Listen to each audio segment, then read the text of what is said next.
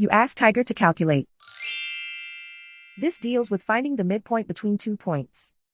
The midpoint between the 2 points is 41,21. Let's solve it step by step.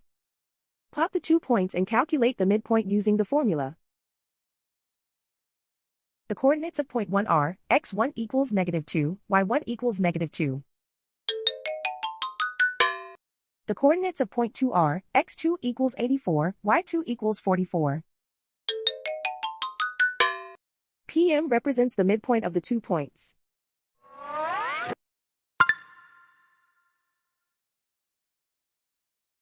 Use the x values in the midpoint formula to find the midpoints x. x1 equals -2. x2 equals 84.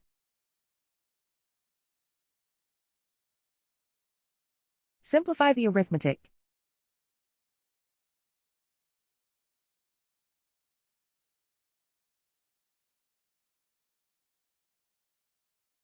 Use the y values in the midpoint formula to find the midpoints y. y1 equals -2.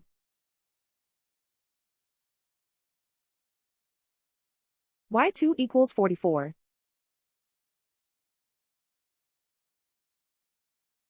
Simplify the arithmetic.